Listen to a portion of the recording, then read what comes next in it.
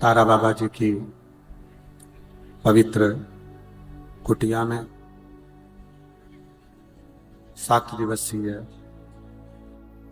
शिव महापुराण की कथा का दिव्य और भव्य आयोजित किया गया है।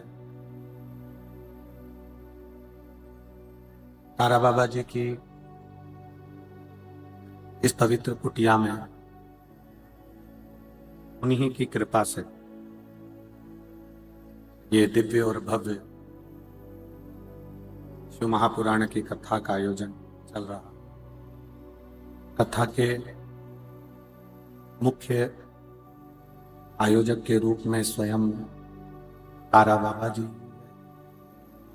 और उन्हीं की कृपा से मुख्य यजमान के रूप में श्री गोपाल कांडा जी, पूर्व गृह राज्य मंत्री हरियाणा सिरसा, श्री गोविंद कांडा जी, वरिष्ठ भाजपा नेता एवं मुख्य सेवक तारा बाबा कुटिया, श्री लखराम कांडा जी, श्री शुभम कांडा जी, श्री धवल कांडा जी, श्री धैर्य कांडा जी एवं कांडा परिवार सिरसा हरियाणा।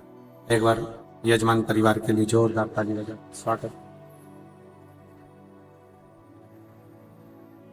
जिन्होंने इस पवित्र पावन शिव महापुराण की कथा का भव्य आयोजन 32 वर्ष में आयोजित और तेरी कृपा बिना एक भी अणु तेरी कृपा से तनु बखान क्या करूं मैं राखों के ढेर चपटी बबूत में अजाना कुबेर का। हे गंगाधार मुक्ति द्वार ओंकार तू, भोले ओंकार तू, आओ शरण बिहारी शंभु तार तार तू। बखान क्या करूं मैं राखों के ढेर का चपटी भभूत में अजाना कुबेर का। ये शिव की उदारता से, भगवान शंकर की करुणा से, उनकी उदारता से, उनकी दया से ये पवित्र पावन शिव महापुराण की कथा का दिव्य और भव्य आयोजन तारा बाबा जी की कुटिया के अंतर्गत चल रहा।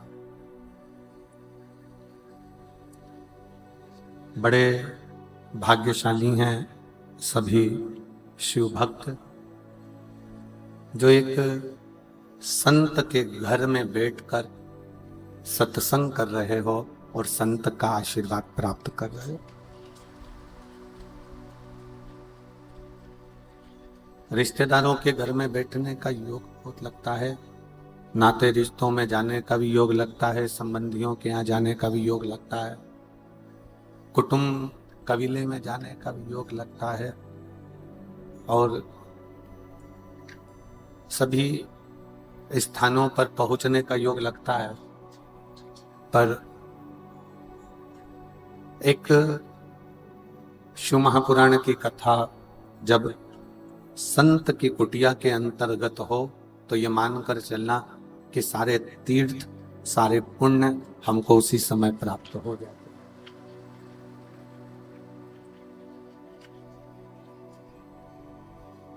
हमने पहले भी कथा में एक वर्णन किया कि शिव विश्वास, शंकर भगवान एक भरोसा, एक विश्वास,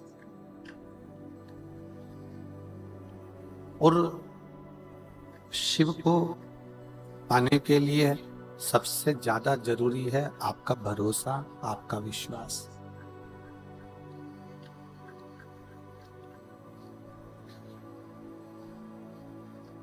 तैतीस कोटि देवी देवता में अगर सबसे जल्दी राजी होने वाले देव हैं तो देव अधिदेव स्वयं शिव।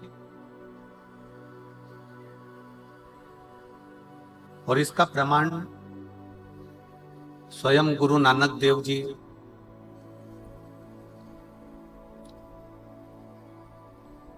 जब महाराष्ट्र की पवित्र भूमि पर पहुंचे तो गुरु नानक देव जी के साथ में संत नामदेव जी थे।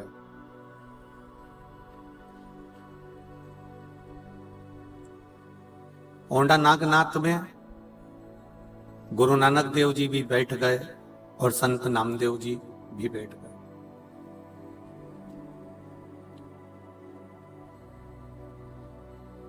थोड़ी देर बाद संत नामदेव जी ने गुरु नानक देव जी को प्रणाम कर कर कहा कि मैं अंदर शंकर का दर्शन करने के लिए जा रहा हूं, मत्था टेक कर आता। गुरु नानक देव जी बोले ठीक है जाओ। अब संत नामदेव जी जब मत्था टेकने के लिए नागनाथ के मंदिर में, शंकर जी के मंदिर में पहुंचे तो वहीं पर भक्ति में इतने लीन हो गए कि वो भजन गाने लगे, नाचने लगे, कूदने लगे।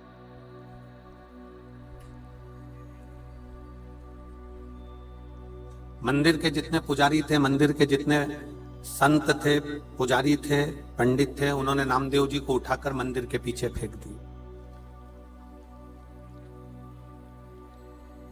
और मंदिर के पीछे उनको ले जाकर फेंका। नामदेव जी की आंख में आंसू भर गया, नामदेव जी की आंख से आंसू बहने लगा, नैनों से नीर बह रहा। गुरु नानक देव जी ने नामदेव जी से पूछा कि तुम रोते क्यों हो? किस लिए? तुम्हारे रोने का कारण क्या?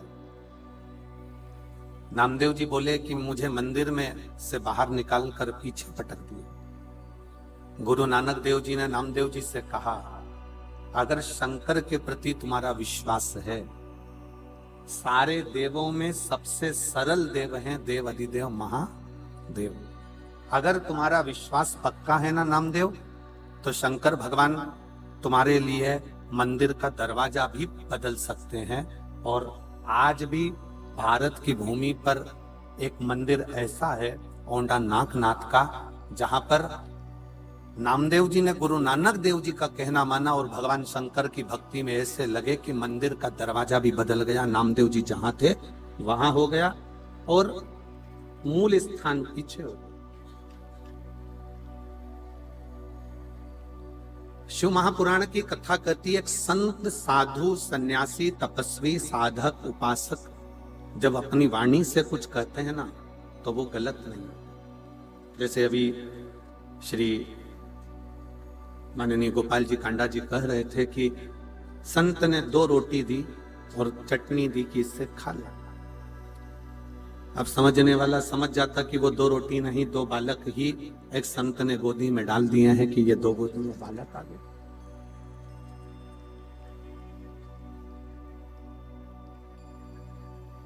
ये एक विश्वास।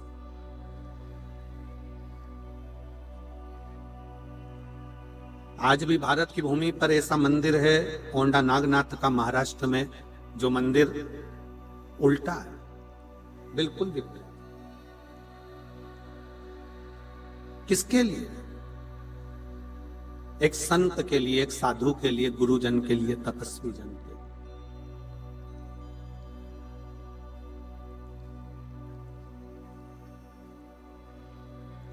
एक साधक के लिए, एक उपासक के लिए और आपके विश्वास के लिए।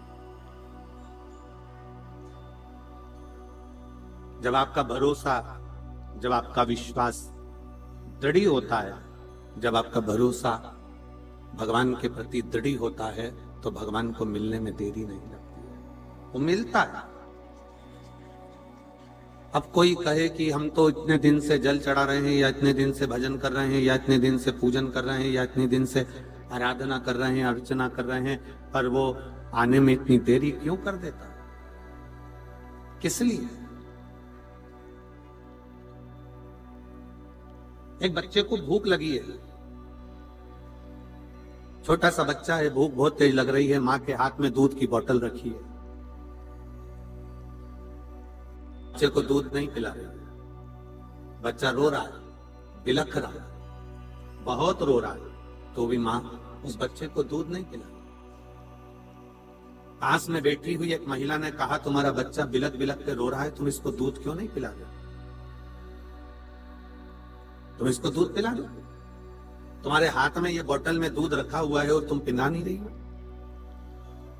पूरी ट्रेन में जितने लोग सफर कर रहे थे उन्होंने कहा कि इस बच्चे को दूध पिला दो, तुम्हारे बोतल में रखा हुआ है, पर माँ अपने बच्चे को दूध नहीं पिला रही, बच्चा बिलख बिलख कर रो रहा। क्यों? उस माँ से पूछा गया कि तुम अपने बच्चे को दूध क्यों नहीं पिला रही हो? तब माँ ने कहा, ये दूध बहुत गर्म है, अगर मैं अपने बच्चे को पिलाऊंगी तो उसका मुख जल जाएगा, इसलिए मैं उसको दूध नहीं पिला रही, इसलिए मैं उसको दूध नहीं पिला रही, ये बहुत गर्म है। दूध ठंडा हुआ, माँ ने दूध बच्चे को दिया, बच्चे ने पिया, बच्चा दूध को पी लिया। दूध ठंडा कर कर माँ अपने बच्चे को देती है। आपने अभी की अभी मांगा कि भगवान मुझे ये दे दो, भगवान मुझे वो दे दो, भगवान मुझे ये दे दो, और भगवान के देने में अगर देरी हो रही है तो भगवान को धन्यवाद देना कि तू मेरा बाप है, तू अच्छे से जानता है कि मेरे लिए क्या अच्छा होगा और क्या बुरा होगा, मेरे लिए क्या श्रेष्ठ है और क्या श्रेष्ठ नहीं है, ये आप जानते हो, आप पहचानते हो।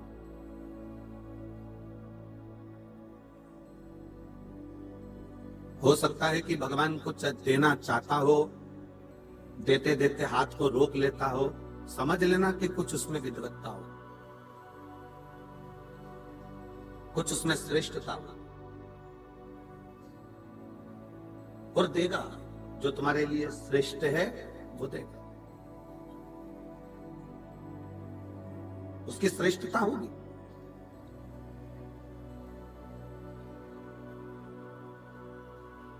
तेरे मंदिर में आना मेरा काम है और मेरी बिगड़ी बनाना तेरा। आप जब भगवान के दरवाजे पर पहुंचते हो, भगवान के मंदिर में पहुंचते हो, भगवान की चौखट पर पहुंचते हो, भगवान की शरणागति में जब आप जाते हो, तो भगवान समझ लेता है कि तुम क्यों आए, किस लिए पहुंचे।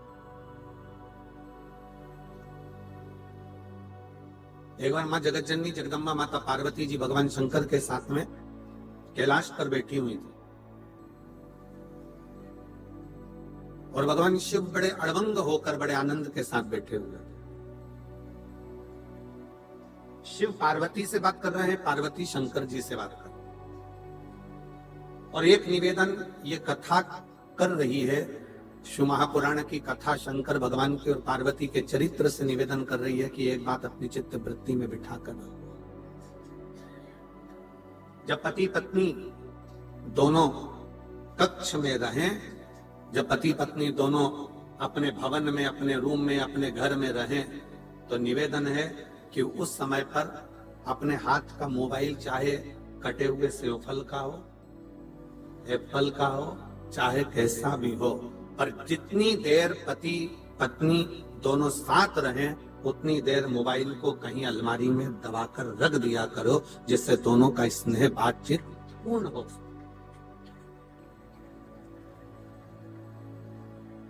हमने पहले भी एक कथा में कहा है कि मोबाइल जब से आया है, इसमें बहुत सी चीजों को बंद कर दिया। हमने पहले भी कथा में कहा, जब से मोबाइल आया इसने बहुत सी चीजें खत्म कर दी। गोविंद जी, गोपाल जी, मोबाइल आया, पहले के समय में लोग मोबाइल, पहले रेडियो सुनते थे छोटा सा, अब मोबाइल आया तो रेडियो खत्म हो गया। पहले लोग पंचांग देखते थे, अब पंडित लोग पंचांग नहीं देखते, अब डायरेक्ट मोबाइल में देख लेते हैं पंचांग। मोबाइल आया, पंचांग खत्म, पंचांग खत्म हुआ, रेडियो खत्म हुआ। पहले लोग टॉकीज जाते थे, फिल्म देखने जाते थे, मोबाइल आया तब से लोगों ने टॉकीज जाना, फिल्म देखना बंद कर, टॉकीज खत्म। रेडियो खत्म, पंचांग खत्म,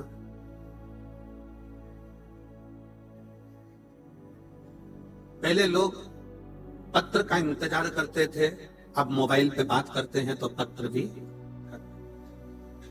मोबाइल आया, रेडियो खत्म हो गया, फिल्म खत्म हो गई, यहाँ तक कि पंचांग खत्म हो गए, और बचा कुचा था पहले लोग टॉर्च लेकर चलते थे, जब से मोबाइल आया तब से टॉर्च भी खत्म हो गई। मोबाइल आने से टॉर्च खत्म हो गई, रेडियो खत्म हो गया, सब कुछ खत्म हो गया, और वही मोबाइल जिस दिन तुम्हारी पत्नी के हाथ में आ गया तो तुम भी।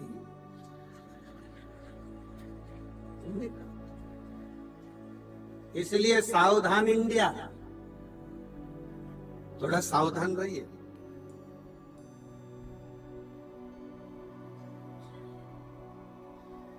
शंकर पार्वती जी का चरित्र कर रहा है, भगवान शिव और पार्वती जी का संवाद कर रहा है। शंकर पार्वती जी जितनी देर साथ में बैठते हैं उतनी देर व्यर्थ की बातों को छोड़कर अपनी स्वयं की बातों का स्मरण करते हैं, स्वयं की बात।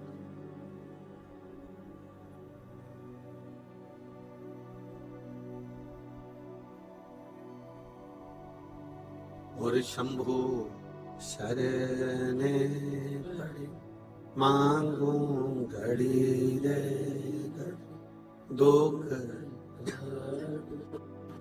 दया करी न दर्शन, ओ शंभु शरण मांगू घड़ी रे घड़ी, दुख काटो दया करी न दर्शन। मोबाइल को थोड़ा सा, जब पति पत्नी दोनों साथ रहे, दोनोरहे संग में, तो मोबाइल को थोड़ा दूर कर दीजिए, थोड़ा दूर कर दो। मिठास नहीं आ रही, गला पकड़, रूखापन ज्यादा। मोबाइल को एक कोने में ले जाकर रख दो। शिव जी और पार्वती माता, जगत जननी जगदम्बा और शंकर दोनों बैठे, दोनों, और दोनों अपनी अपनी बातें कर रहे हैं। और उस बातों में पार्वती जी ने शंकर भगवान से बहुत से प्रश्न किए, बहुत से।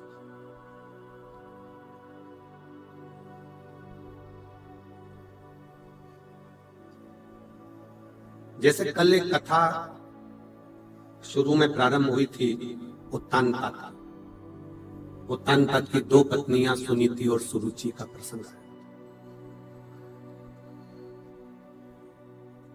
उसमें से एक सुनीति का बेटा ध्रुव है, सुरुचि का बेटा उत्तम है। और उत्तम सिंहासन पर बैठा हुआ है, ध्रुव जी महाराज भी आने वाले समय में सिंहासन पर बैठे। ये सब प्रसंग आपने श्रीमद् भागवत में सुने। और उसके बाद का जो प्रसंग है कि उत्तम की जो धर्म पत्नी है, जिसका नाम बहुला है, वो अपने पति का सम्मान नहीं करती, सत्कार नहीं करती, आदर नहीं करती। अब एक दिन उत्तम को ये बात का बड़ा दुख हुआ कि मेरी पत्नी मेरा सम्मान नहीं करती है, सत्कार नहीं करती है, आदर नहीं करती है, तो उन्होंने उस पत्नी को वन में भेज दिया। वो वन में चली और भ्रमण करती रही। भ्रमण करते करते वो पत्नी उत्तम की नागलोक में पहुंच गई, और वहां एक सखी उसकी बन गई जिसका नाम था नंदा। पति ने धक्के मारकर निकाल दिया था, वो आदर नहीं करती थी, सम्मान नहीं देती थी, शब्द ठीक नहीं बोलती थी, तो उसको निकाल दिया।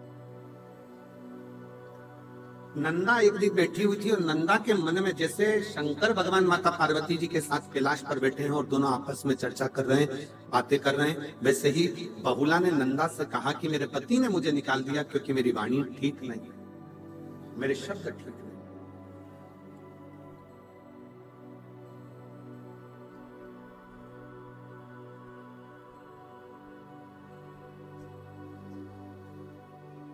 बहुला कहती है कि मैं कैसे अपने पति के पास वापिस पहुंच सकती, कैसे?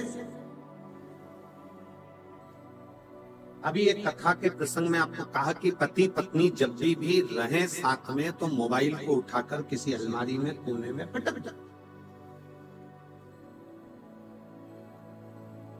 मैसेज करने वाले ने मैसेज करा है तो वो बाद में देख लेना।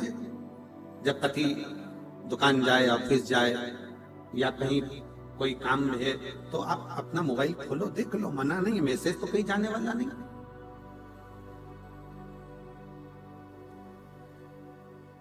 आज अदालत में जितने प्रॉपर्टी के केस नहीं है, आज अदालत में जितने चोरी के केस नहीं है, प्रॉपर्टी के केस नहीं है, जितने जमीन जायदाद के केस नहीं है, जितने कत्ल के केस नहीं है, आज अदालत में सबसे ज्यादा केस नए लड़का लड़कियों के तलाक के चल रहे हैं।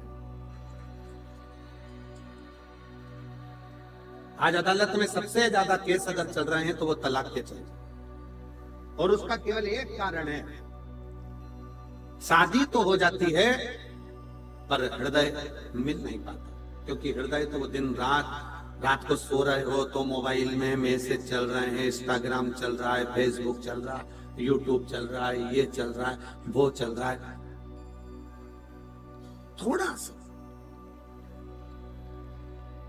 आप सबको मालूम है, लड़की और लड़के की जब शादी होती है तो सबसे ज्यादा जेवर माँ बाप अपनी बेटी को देते हैं और सबसे ज्यादा जेवर सास ससुर अपनी बहू को देते हैं। मालूम है कि नहीं मालूम है? जम के तो बोलो जरा। सास ससुर ने और माँ बाप ने सबसे ज्यादा जेवर सास ससुर बहू को दे रहे हैं और माँ बाप भी अपनी लड़की को दे रहे हैं। लड़के को क्या देंगे? ज्यादा से ज्यादा एक ब्रेसलेट दे देंगे, चेन दे देंगे, अंगूठी दे देंगे, थोड़ा बहुत पहनने का सामान। लड़की को हार भी दिया है, लौंग भी दिया है, नाक की बेंदा भी दिया है, पायल भी दी है, करदोनी भी दी है, और माँ बाप ने भी दिया और सास ससुर ने भी दिया। कभी आपको मालूम है क्यों दिया जाए? किस लिए दिया? क्या कारण है? जो लड़की के माता पिता बेटी को थोड़ा सा सोना चांदी का जेवर बनाकर, रकम बनाकर देते हैं, और घर के जब लड़के की तरफ से भी जेवर जाता है तो हार पाटली सामान सब सोना चांदी का जाता है कि हमारी बहू को दिया जाए। क्यों? उसका केवल एक कारण है, लड़की के माँ बाप जब लड़की को सोना देते हैं या जेवर देते हैं तो देने का कारण केवल इतना सा रहता है, साहब मेरी बेटी ये जो जेवर दिया है ना इससे भी ज्यादा कीमती है, इसलिए इस जेवर का कोई मायना नहीं, इसलिए इस जेवर को दिया जाए। ये जेवर हमने इसलिए दिया है कि ये मेरी बेटी के आगे शून्य है। ये लड़की के माँ बाप जेवर देकर कहते हैं कि ये जेवर के आगे मेरी बेटी प्रथम है, ये जेवर शून्य। और सास ससुर अपनी बहू को हाथ पाटली, करधोना, मांग का टीका, सारा जेवर, चुन्नी बैस सब देते हैं। क्यों देते हैं? क्योंकि सास ससुर कहते हैं बेटी तू हमारे घर में आ रही है, इस जेवर की जितनी कीमत नहीं है जितने हमारे घर में रहने वालों की इज्जत की कीमत है, संस्कारों की कीमत। जेवर गया वापिस आ सकता है पर इज्जत गई वापिस नहीं आ सकती, घर के संस्कार चले गए वापिस नहीं आ सकते, ये जेवर तो फिर आएगा, फिर मिल सकता। सिरसा वालों, 5 दिन की कथा हो गई, 2 दिन बचे, कल परसों। कल कथा का 6ठा दिन हो जाएगा, जिसको हमारी शिव महापुराण में शिवरात्रि कहते हैं। कल कथा की शिवरात्रि हो जाएगी। परसों सुबह 8 बजे से 11 बजे तक कथा होगी, बाबा का स्मरण होगा, कथा का भजन कीर्तन करके आप अपने घर, हमारे घर। हर सिरसा के निवासियों को निवेदन है, क्या पता कौन सा पुण्य, मैं गोविंद जी आपको भी और गोपाल जी आपको भी बहुत बहुत साधुवाद देता हूँ। आपके लिए इतने अच्छे अच्छे पत्र आते हैं, मैं पढ़ता हूँ तो मुझे आश्चर्य होता है। ना जाने कौन सा पुण्य प्रबल हुआ जो आपके क्षेत्र में ये 2 बेटे ऐसे हैं जिनके माध्यम से ये कथा और सत्संग आपको तारा बाबा की कुटिया में मिल। ये संत की वो दो रोटी का कमाल है कि ये भी संत भाव उसको ग्रहण।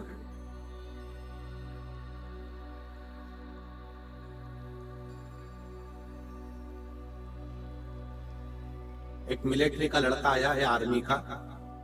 वो आर्मी के लड़के ने एक पत्र लिखा है, उस पत्र में उस लड़के ने लिखा है कि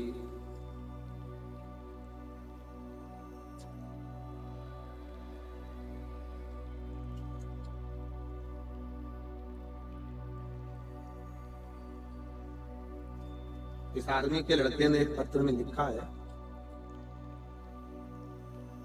मैं पंकज तिवारी हूं, ग्राम पूरे सुखमन, पोस्ट एली परसोली, जिला गोंडा से है, आ जाइए बेलपत्र।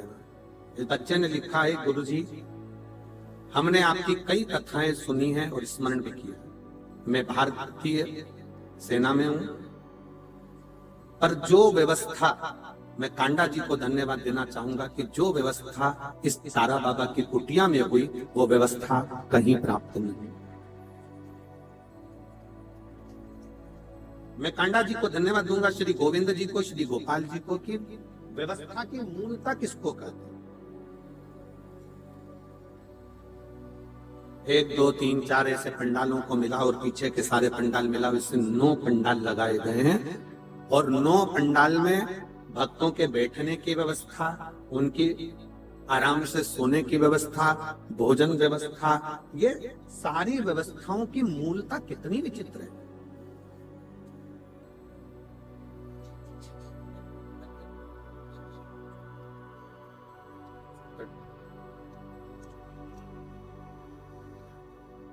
मैं श्री गोविंद जी कांडा जी को और गोपाल जी कांडा जी को इसके लिए धन्यवाद देता हूं कि इतनी सुंदर व्यवस्था शायद ही कहीं हो जो व्यवस्था। शिव तत्व किसको कहते हैं? शंकर भगवान की उदारता किसको कहते हैं? कोई पुण्य सिरसा वालों के होंगे, कोई पुण्य और बहुत प्रबल होंगे जो बाबा देव अधिदेव महादेव ने कृपा कर कर ये दूसरे वर्ष में शिव महापुराण की कथा सुनने का सौभाग्य दिया। शिव की कृपा से, और तेरी कृपा बिना ना हिले एक भी अणु लेते हैं श्वास, कृपा से तनु तनु बखान क्या करूं मैं, राखों के ढेर का चिमटी बबूत में खजाना कुबेर का। हे गंगाधार मुक्ति द्वार ओंकार तू, बोले ओंकार तू, आयो शरण दिया शंभो तार तार तू। ये उसकी उदारता से मिला, ये उसकी कृपा से मिला, ये उसकी करुणा से।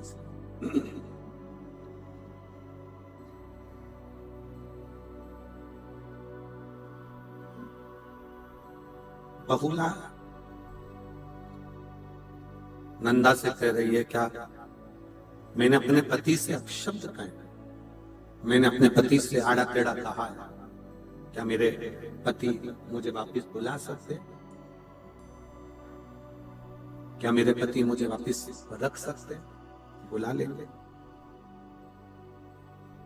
बुला सकते। नंदा ने कहा, जो दुनिया में कोई नहीं कर सकता वो स्वयं देवाधिदेव महादेव कर सकते हैं, स्वयं शिव। जो दुनिया में कोई नहीं कर सका, जो दुनिया में कोई नहीं कर पाया, वो केवल एक शंकर कर सकते। मेरी जीजियों, मेरे जीजाओं, मेरी बेटियों बेटाओं, मेरी माताओं, सबसे ज्यादा जरूरी है हमारा अच्छा व्यवहार।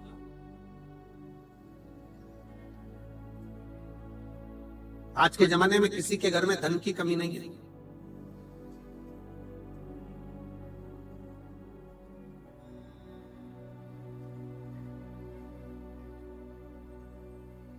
आज के जमाने में सबसे बड़ी कमी है व्यवहार की।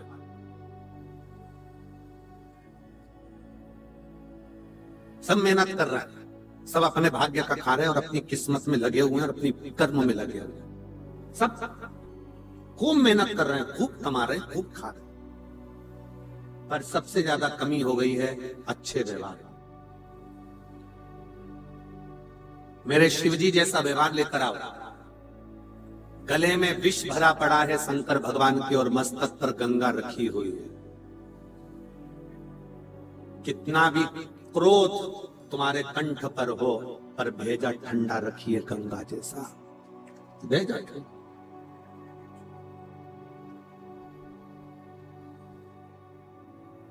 आज के जमाने में व्यक्ति का भेजा ठंडा नहीं है, मस्तिष्क ठंडा नहीं है, दिमाग ठंडा नहीं है। गुस्साया, क्रोध में आकर तलवार ली, चक्कू ली और मार दिया। कितनी देर लगी चक्कू मारने में? लगी कितनी देर? 10 मिनट।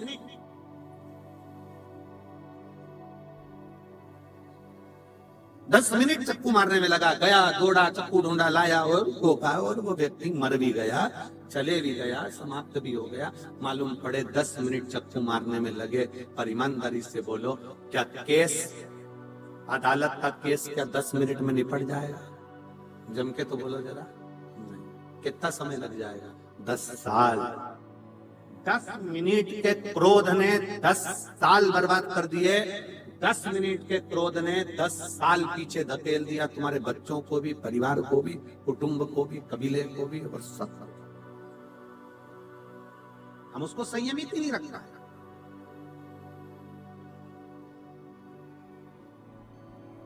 अगर चाहते तो गुरु नानक देव जी कह सकते थे, नामदेव तुझे मंदिर के पंडित जी ने निकाल कर बाहर फेंका है, जा वापिस जा। पर नामदेव जी को गुरु नानक देव जी ने शांति का पाठ पढ़ाया, शीतलता का पाठ पढ़ाया। जो बोले सो निहाल। गुरु नानक देव जी ने शांति का पाठ पढ़ाया और गुरु नानक देव जी ने कहा, नामदेव भले तुझे मंदिर से बाहर निकाल दिया, पर तू चिंता मत कर। अगर तेरा विश्वास पक्का है, तेरा भरोसा पक्का है, तो वो मंदिर में रहने वाला शंकर भगवान भी तेरे लिए मंदिर का गेट पलट देगा। और पलटा। आपका विश्वास सबसे मूल है, आपका भरोसा सबसे मूल है। अगर विश्वास नहीं है तो परमात्मा भी नहीं है, भरोसा नहीं तो भगवान भी नहीं। भगवान नहीं है।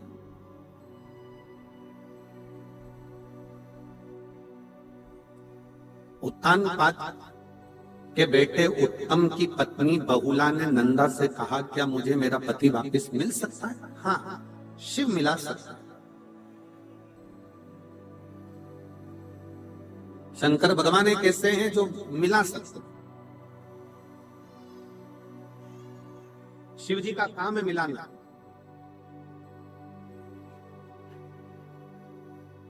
शंकर भगवान का काम है मिलाना।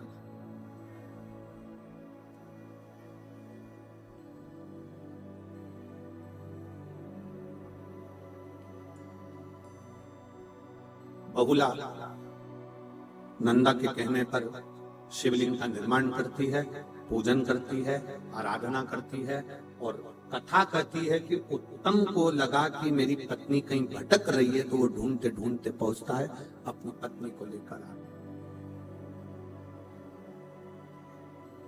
शिव महापुराण की कथा कहती है, अगर रिश्ते टूटने की कतार पर आ गए हैं, संबंध खत्म होने की कतार पर आ गए हैं, तो निवेदन है उन संबंध को अदालत तक लेकर मत जाओ। ले जाना है तो एक लोटा जल भर कर दोनों पति पत्नी शंकर के मंदिर जाओ, उसको जोड़ने का प्रयास।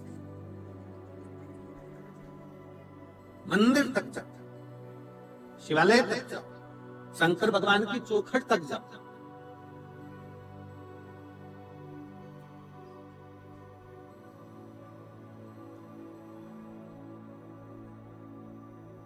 कितनी अकड़ से लोग कहते हैं, आन दे मेरा समय में दिखा दूंगा तेरे को, आन दे मेरा समय मैं बताऊंगा तेरे को। अकड़ से कह दिया, आन दे मेरा समय मैं तुझे दिखा दूंगा। छाती में दर्द हुआ, हॉस्पिटल ले गए, डॉक्टर ने कहा समय आ गया, ले और अकड़ ले, आन दे मेरा समय मैं दिखाऊंगा कि मैं क्या। दर्द उठा, हॉस्पिटल ले गए, डॉक्टर ने कह दिया समय आ गया, अब आईसीयू में पड़ा है, आईसीयू में पड़ा। अब क्या दिखाएगा? अब तो हरी झंडी ऊपर वाला दिखा है, अब तू क्या दिखा?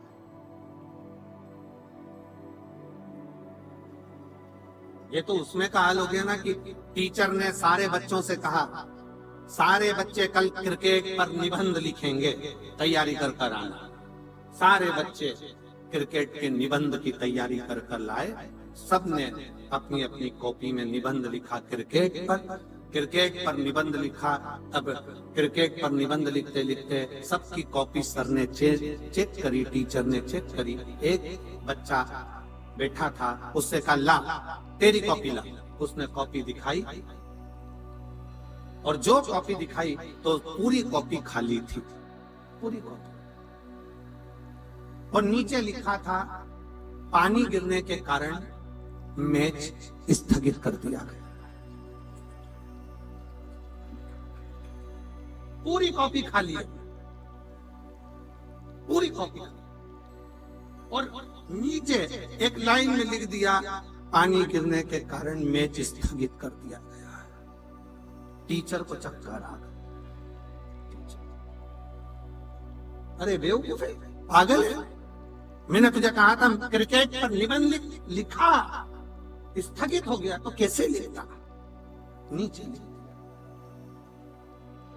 हम यही जिंदगी जी रहे, बस मेरा समय आन दो, समय का इंतजार करते रहते हैं, भाग्य के भरोसे बैठे रहते हैं। भाग्य में होगा तब मिलेगा, भाग्य में होगा तब मिलेगा, भाग्य में होगा तब मिलेगा, भाग्य में होगा तब मिलेगा। भाग्य के भरोसे मेरे शंकर भगवान नहीं कहते कि भाग्य के भरोसे बैठो। मेरे शंकर भगवान कहते हैं अपना कर्म करो, मेहनत करो। जब मेहनत करोगे तो भाग्य खुद लिखोगे, कोई दूसरा नहीं लिखेगा। आप मेहनत ही नहीं कर रहे और बैठे भाग्य के भरोसे।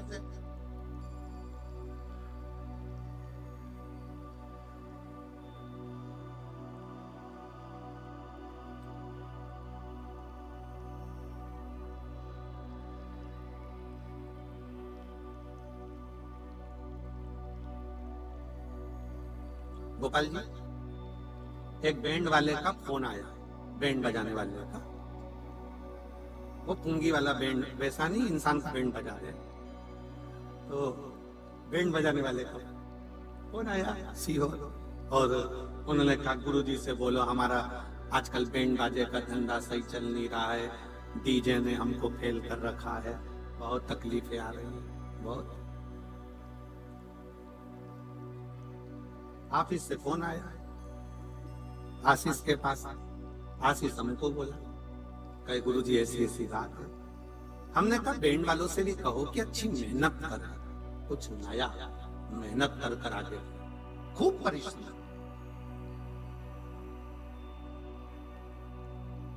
आप मानेंगे नहीं कि इतनी मेहनत वो बैंड वाले ने करी।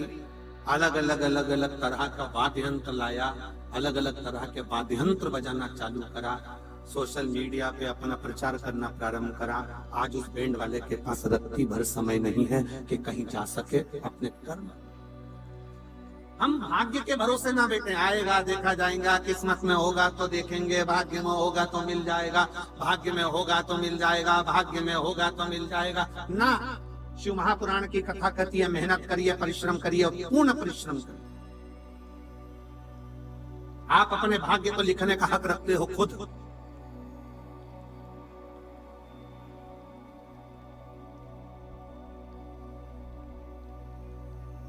बहुला ने कहा क्या मेरे भाग्य में मेरा पति मुझे वापस मिल सकता है? नंदा ने कहा भाग्य तुम्हें लिखना पड़ेगा, थोड़ा व्यवहार चेंज करना पड़ेगा, अच्छी वाणी बोलना पड़ेगा, सम्मान के शब्दों को लाना पड़ेगा, अपने आप घर सुधर जाएगा।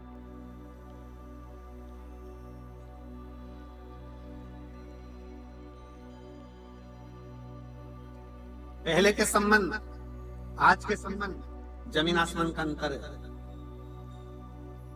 पहले के संबंध में लड़का लड़की को नहीं देखता था, लड़की लड़के को नहीं देखती थी।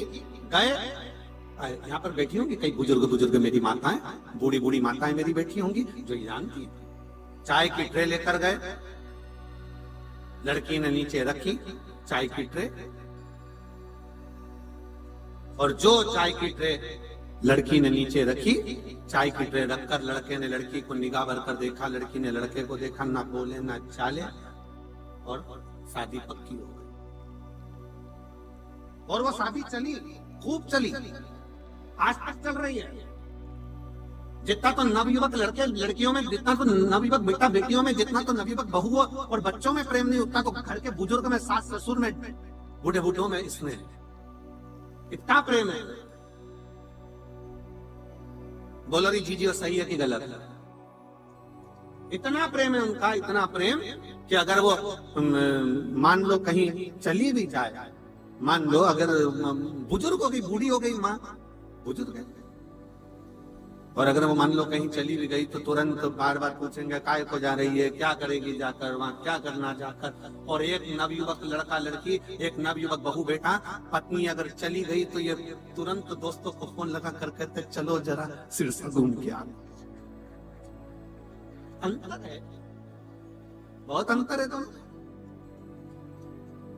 ना लड़के ने लड़की को देखा था, ना लड़की ने लड़के को देखा था, संबंध पक्का हुआ, वो संबंध आज तक चल रहा है। और एक आज का संबंध, लड़का लड़की को दिखाओ, लड़की लड़के को दिखाओ, दोनों एक दूसरे को होटल में मिले, होटल में देखने के बाद भी इनका मन नहीं भरावे तो फिर वापिस मिले, 3-3 घंटा बात करी, संबंध पक्का हो गया। रात को 8 बजे से लगे सुबह 4 बजे तक मोबाइल पे बात करते रहे, इतनी बात करी, इतनी बात करी, इतनी बात करी, और बात करते करते करते करते शादी भी हो गई। और मालूम पड़ा 2-5 साल टिकी नहीं। क्या मतलब?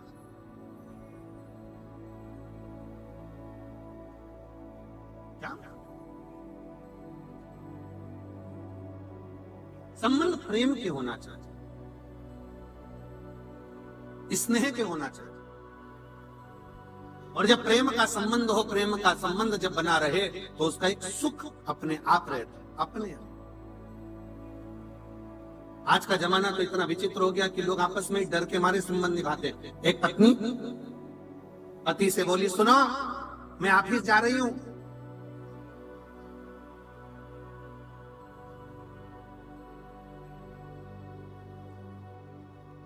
बच्चों के थोड़े से कपड़े बाथरूम में रखे हैं,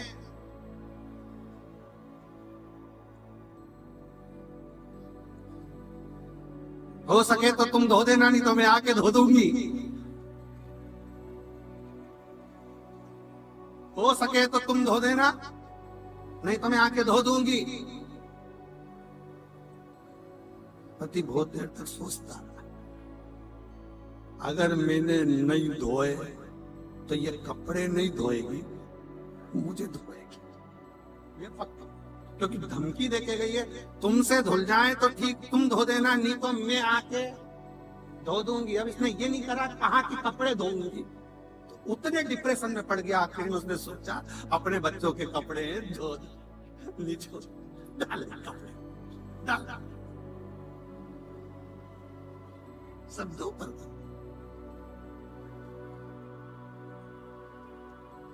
पत्नी ने आते से पूछा, धुल गए? धुल गए?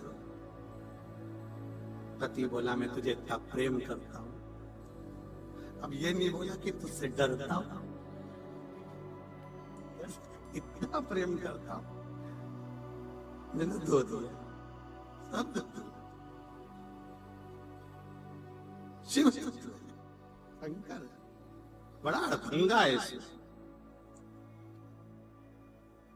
कितनी सुंदर एक बात आती है। एक बार भगवान शंकर से पार्वती जी बोली, गणेश जी महाराज मोदक के लिए तरस रहे थे, लड्डू चाहिए था गणेश जी को, और लड्डू रखे थे ऊपर। अब गणेश जी ऊपर चढ़े में, और चूहा ऊपर चढ़ के लड्डू खा के नीचे आ जाए। अच्छा, चूहा एवला बहुत होता है,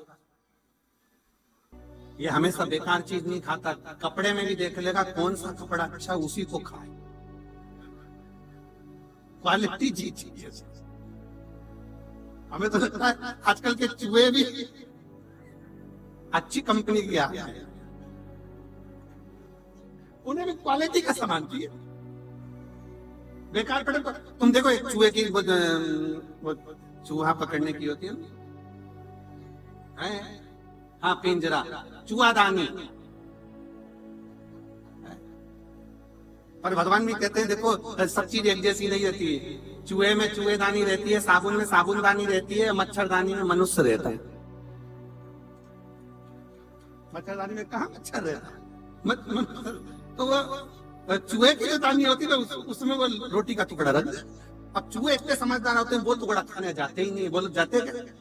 अब तुम उसका चूहादानी का ऐसा मुंह कर देते इधर। अब चूहा इतना होशियार, उधर इधर से घूम के अच्छा टिफिन का माल खा जाता। चूहे आजकल ऐसा लग रहा है कि इनको सिखा के पैदा किया जा रहा है, समझ। अब गणेश जी महाराज के नीचे बैठे और वो चूहा चढ़ गया ऊपर।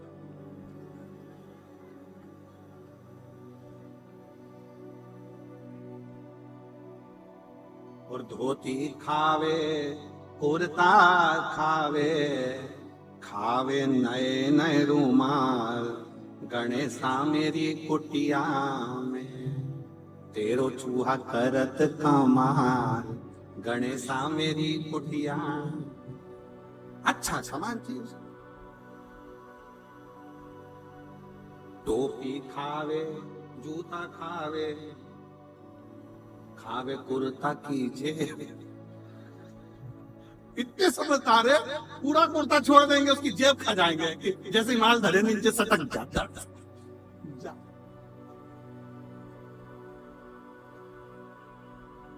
खावे कुर्ता की जेब, गजानंद मेरी कुटिया, तेरो चूहा करत कमाल, गजानंद मेरी कुटिया। अब पार्वती जी ने आवाज लगाई प्रभु भगवान शिव जी से, शंकर जी से कहा शंभु शंभु शंभु शंभु शंभु। शंकर भगवान देखे पार्वती जी को, क्या चाहिए? पार्वती जी बोली गणेश को लड्डू दे दो ऊपर से। ऊपर लड्डू रखे हैं, दे दे। शंकर भगवान ने इतना बड़ा डला जो लड्डू का था उठे, उठा लिया। जरा विचार करिएगा, जो त्रिशूल डमरू संसार का वजन उठा सकता है वो लड्डू का टोकला नहीं उठा सकता। जो डला उठाया लड्डू का भड़ फेंक दिया। पार्वती जी बोली लड्डू नहीं समझा। गणेश जी आके बोले पिताजी तुमने पूरे लड्डू जमीन पे गिरा दिया। गणेश जी महाराज के शब्द सुनकर शंकर जी बोले बेटा आज नहीं गिराता तो रोज उठा के देना पड़ता।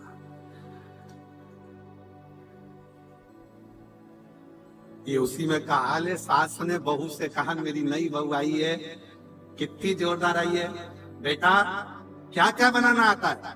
बहू ने कहा मम्मी सारी चीजें आ जाती है। अच्छा चल आइसक्रीम बना।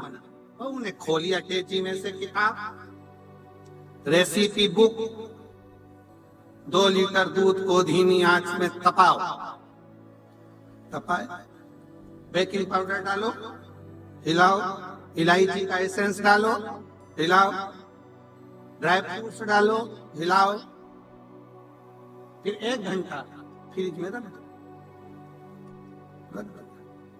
3 घंटे बाद सास फ्रिज खोल के पानी पीने गई तो उसमें उसने देखा 1 घंटा रखा था।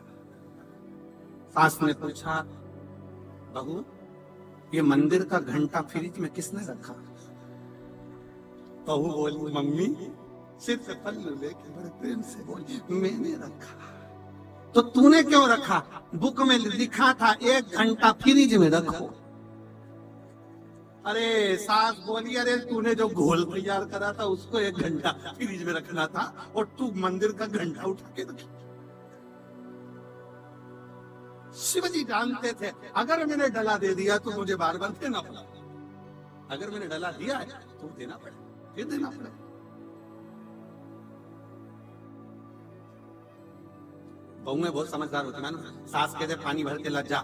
मटका लेके गई, उसने सोचा पानी भर के लाऊंगी और सास को रोज पानी भरवाएगी, तो उसने क्या करा मटके का मुंह बांध दिया रस्सी में, दे कुएं के अंदर।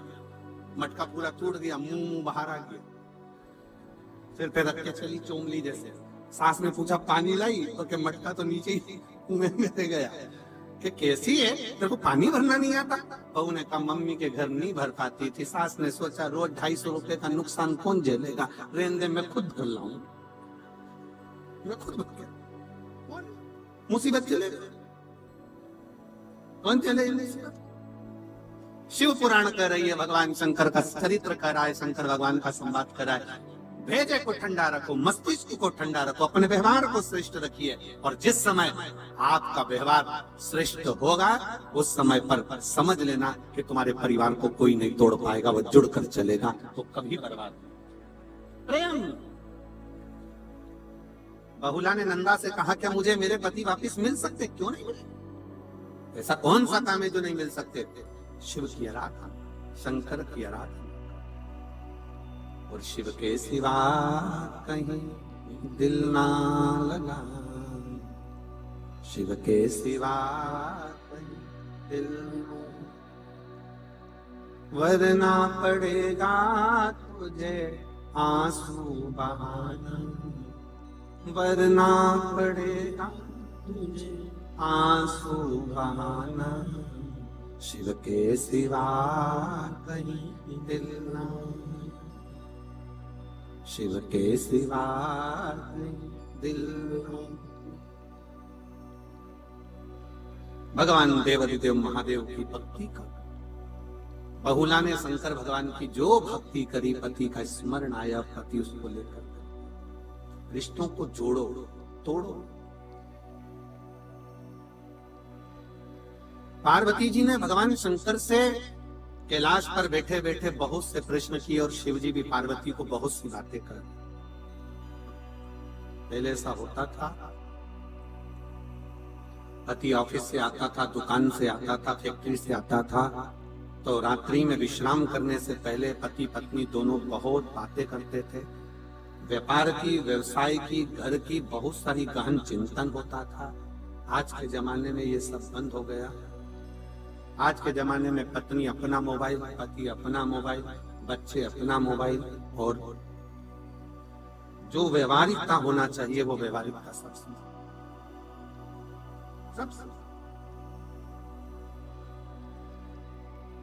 एक बचा कुचा था तो ये सेल्फी ने बर्बाद कर दिया। जितने लोग प्रयाग में नहाने नहीं गए उतने सेल्फी खींच रहे पूरे प्रयाग, पूरे आधा सेल्फी। और निवेदन है जितना सेल्फी मुस्कुराकर खींचते हो उतनी मुस्कुराहट तुम्हारे जीवन में प्रतिदिन लेकर आ जाओ तो भी काम चल जाए। उतनी मुस्कुराहट अपने जीवन में लेकर आओ। रोज प्रतिदिन आपके चेहरे पर मुस्कुराहट होना चाहिए, स्माइल होना चाहिए, चेहरे की प्रसन्नता होना चाहिए। और ये जीवन का एक सबसे बड़ा सूत्र है, आपके चेहरे की मुस्कुराहट कहीं नहीं जाना चाहिए। हम इस तारा बाबा की कुटिया में जब देवादिदेव महादेव की 108 फीट की जब मूर्ति का दर्शन करते हैं तो पूरे भारत में ऐसी मूर्ति नहीं मिलेगी जो इतनी मुस्कुराती हुई दिखती होगी। पूरे भारत में जितनी जितनी बड़ी बड़ी मूर्तियां बनी है, चाहे तुम पूरे भारत की, हरियाणा में भी 2-4 जगह कई जगह बनी हुई है, शिवताल वगैरह में बनी हुई है, कहीं कहीं बनी, बहुत सारी शिव जी की मूर्ति बनी, पर ऐसी मूर्ति जो 108 फीट की जिसके चेहरे की मुस्कुराहट आप रूप एक आनंद देते, आप उसके चेहरे की सीख देते हैं। भगवान शंकर, भगवान शिव कहते हैं कि प्रेम, स्नेह और मुस्कुराहट ये कभी समाप्त ना हो। आपका प्रेम, स्नेह, मुस्कुराहट बनेगा।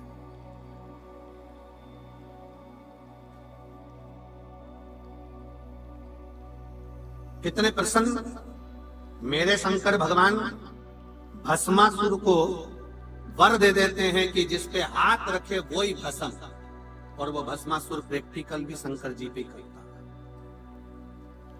तो भी शंकर भगवान को दुख नहीं होता। भागते भागते शंकर भगवान हंसते, खूब हंसते। भगवान विष्णु ने पूछा प्रभु क्यों हंस रहे हो? कि मैंने भस्मासुर को आशीर्वाद दे दिया कि जिस पे हाथ रखेगा वही भस्म। तो भगवान विष्णु ने पूछा ये रोने की बात है कि हंसने की? शंकर भगवान बोले रोने से काम क्या होगा, इसलिए हंस लूं तो अच्छा।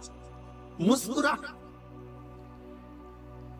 शंकर भगवान का संवाद करता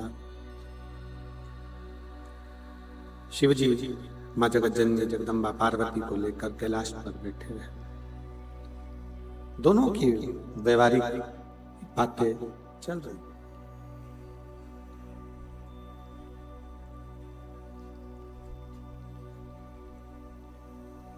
पार्वती जी ने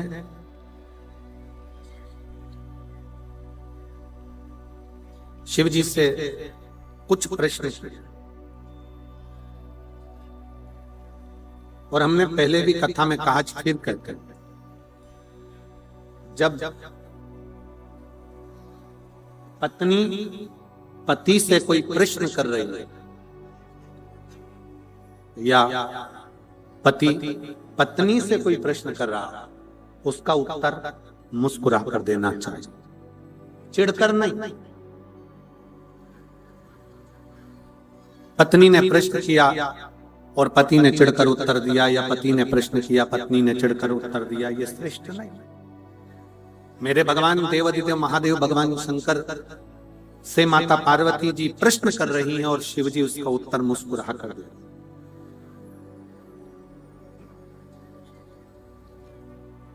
भगवान शंकर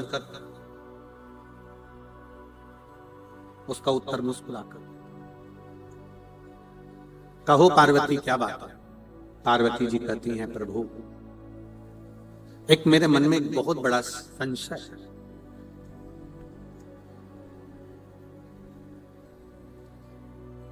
व्यक्ति कर्म की संलग्नता में लगा रहे कि भाग्य के भरोसे पर बैठा। कर्म की संलग्नता हो कि भाग्य के भरोसे बैठना श्रेष्ठ। भगवान शंकर कहते हैं, पार्वती एक बात अपनी चित्त वृत्ति में उतार कर रखिए। अपनी चित्त, एक व्यक्ति का जीवन का एक कर्म, भगवान शंकर कहते हैं, जब कोई एक लोटा जल लेकर मेरे मंदिर तक, मेरे शिवालय तक, मुझ तक जब कोई एक लोटा जल लेकर पहुंचता है ना, शंकर भगवान कहते हैं उस समय पर, उस व्यक्ति के घर से निकलने पर, मंदिर तक पहुंचने पर वो जितना मनन चिंतन करता है हुआ आता है, जो सोचता हुआ विचार करता हुआ आता है, शंकर भगवान कहते हैं कि वो मेरे मंदिर तक पहुंचते पहुंचते उसका कार्य पूर्ण में अपने आप कर करता। और उसका प्रमाण देखिए, एक पत्र है,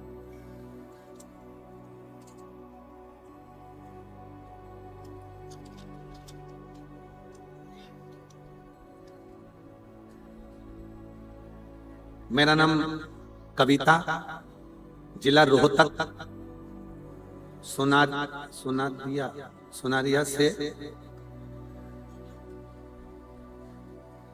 यहाँ बाबा के, तारा बाबा के कथा पंडाल में कथा सुनने के लिए, धन्यवाद देने के लिए आई। कहीं बैठी हो तो हाथ हिला सकती हैं जिनका ये डमरू है। कहीं बैठी हो, आती है, आ जाओ, एक बेलपत्र ले जाना चाहिए। मेरा नाम कविता, जिला रोहतक से। मैं बाबा को यहाँ धन्यवाद देने के लिए आई हूँ। मेरी पीठ पर पिछले 7 साल से गठान थी। मैंने डॉक्टर से अल्ट्रासाउंड करवाया तो उसमें गांठ बताई थी। तब डॉक्टर से दवाई लेकर मैं वापिस आ गई और ननंद के कहने पर, मैं सीहोर वाले गुरुजी कथा करते हैं, तुम उनका कथा सुनो और शिव जी पर एक लोटा जल चढ़ाना प्रारंभ करो। हम लोग सीहोर पहुंचे, वहां जाकर रुद्राक्ष लाई और बाबा का रुद्राक्ष तांबे के कलश में जलाकर शिव जी पर चढ़ाकर उसका आचमन करने लगे। मैं बाबा का बेलपत्र चढ़ाया हुआ पीठ पर भी लगाती और उसको खाती भी। आज मैं बाबा को धन्यवाद देती हूँ कि मैंने दूसरी बार जब अल्ट्रासाउंड कराया तो मेरी पीठ की गठान पूरी गल चुकी थी। मैं बाबा को प्रणाम करने के लिए, गुरुदेव मेरे पति के मुंह में छाले होने के कारण, जो छाले बहुत दिन से लगे हुए थे, वो छाले समाप्त नहीं हो रहे थे। हम लोग बहुत परेशान हो गए। डॉक्टर को जांच कराया तो डॉक्टर ने बताया कि इनको कैंसर जैसी भयानक बीमारी के लक्षण थे। परिवार पूरा परेशान हो गया, करें तो करें क्या। तब डॉक्टर साहब से कहा कि आप दवाई दे दीजिए। वो दवाई लेकर हम आ गए। कुंदकेश्वर महादेव का नाम लेकर, आप कहते हो ना कि डॉक्टर भी शंकर का एक रूप होते हैं, तो हमने डॉक्टर की दवाई को शिव का प्रसाद मानकर कुंदकेश्वर महादेव का नाम लेकर खाना प्रारंभ करा और वो दवाई खाते खाते रुद्राक्ष का जल, सीहोर से लाए हुए कंकर शंकर पे चढ़ा हुआ जल उनको देना प्रारंभ करा। आज मेरे पति भी पूर्ण तरह से स्वस्थ हैं और उनको कोई रोग नहीं है, उनकी रिपोर्ट नॉर्मल आई। मैं बाबा को यहाँ प्रणाम करने के लिए आई। शिव तत्व किसको कहता है? एक दो पत्र बड़े सुंदर है, देखिए।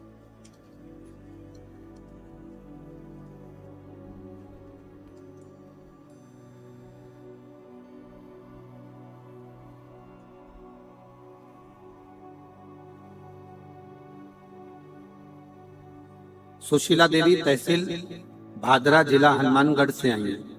कहीं बैठी हो तो हाथ हिला सकती है। सुशीला देवी तहसील भादरा, अगर कहीं बैठी हो तो हाथ हिला सकती है। आप ही हैं, आ जाओ, बेलपत्र ले जाना। मेरे पति का नाम रघुवीर सिंह है। 2020 में फौज से रिटायरमेंट हो गए। 2020 में रिटायरमेंट हुआ। 1 साल तक नौकरी ढूंढते रहे, 2 साल हो गया नौकरी ढूंढते ढूंढते, पर उनको दूसरी नौकरी नहीं मिल पाई। सारे एग्जाम दिए तो भी उनका रिजल्ट ठीक नहीं आता। तब मेरी मम्मी ने बताया कि टीवी पर आस्था चैनल पर पंडित प्रदीप मिश्रा जी भोलेनाथ जी की कथा सुनाते हैं। मैंने आपकी कथा सुनना शुरू किया। मेरे पति रोज शिव जी के मंदिर जाते, 1 लोटा जल चढ़ाते, भोलेनाथ से प्रार्थना करते। जैसे जैसे भर्ती आई वैसे वैसे एग्जाम देते रहे, फिर भी 1-2 नंबर से रह जाते। 2023 में फिर हम लोग कुबेरेश्वर धाम गए और कुबेरेश्वर धाम में जाकर बाबा भोलेनाथ से प्रार्थना की और श्री शिवाय नमस्तुभ्यम का जाप 108 बार किया। कंकर शंकर की पूजन करके उसमें से 1 कंकर लेकर घर आ गए और बाबा की ऐसी कृपा हुई कि आज मेरे पति का सिलेक्शन पुनः पुलिस कांस्टेबल के बल पर हो गया है। मैं बाबा को प्रणाम करने के लिए आई। शिव तत्व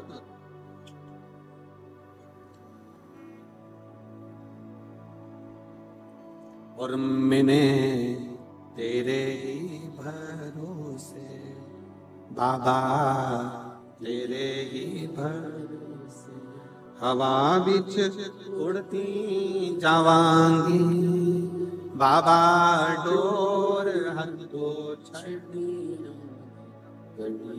जावा।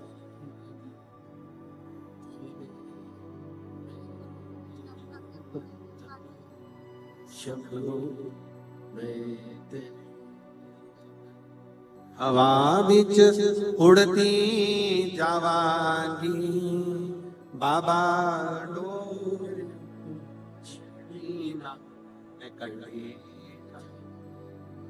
भोले में। शिव तत्व कह रहा है भगवान शंकर का चरित्र का। आपका जितना विश्वास है, आपका जितना भरोसा है, आपकी जितनी दृढ़ता है, शिव को मिलने में देरी नहीं लगती है। भरोसा सबसे मूल है, आपका भरोसा सबसे मूल है, आपका विश्वास। थोड़ा मिठास करिए साउंड में। सबसे मूल है आपका विश्वास, आपका भरोसा, आपकी दृढ़ता। पार्वती जी भगवान शिव से कहती हैं कर्म और भाग्य। केवल भाग्य के भरोसे नहीं बैठे। शिव भगवान शंकर कहते हैं अपनी मेहनत को, अपनी लगन को 4 गुना बढ़ाइए। मेरे बेटा बेटी जितने कंपटीशन एग्जाम में बैठ रहे हैं, जितने बच्चे 10th 12th का एग्जाम दे रहे हैं, जितने बच्चे कुछ नया करने का अगर जज्बा रखते हैं, तो उनसे निवेदन करूंगा कि अपनी मेहनत को बढ़ाओ, अपने परिश्रम को बढ़ाओ, अपनी लगन को बढ़ाओ। और जब आप अपना कर्म, अपनी मेहनत, अपनी लगन बढ़ाओगे तो अपना भाग्य अपने कर्म के अनुसार खुद लिखते चले जाओगे और आगे बढ़ते चले। संसार में कई लोग ऐसे हैं जो अपने भाग्य के भरोसे पर बैठे रहते हैं। देखा जाएगा, होगा, भगवान जब चाहेगा तब करेगा, भगवान जब चाहेगा तब करेगा। ना ना ना, मेहनत अपने को करो, परिश्रम अपने को। जितना जितना मेहनत करोगे, जितना जितना परिश्रम करोगे, जितनी जितनी मेहनत के बल पे आगे बढ़ोगे, उतना उतना सुख आपके जीवन में बढ़ता चले जाएगा। आप मेहनत करिए, परिश्रम से आगे बढ़िए, लगन बहुत। शिव कथा कहती है, भगवान शंकर का चरित्र कथा है, शिव महापुराण की कथा कह रही है। पार्वती जी प्रश्न करी भगवान शंकर से, भगवान शंकर ने फिर पुनः उत्तर दिया, कहा प्रभु क्या भगवान भाग्य लिखकर नहीं भेजता है?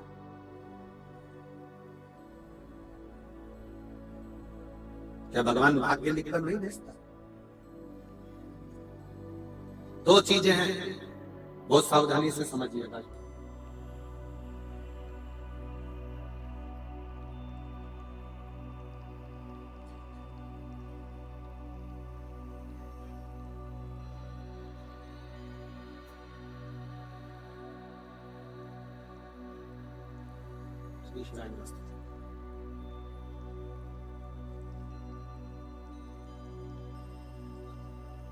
शिव कृपा।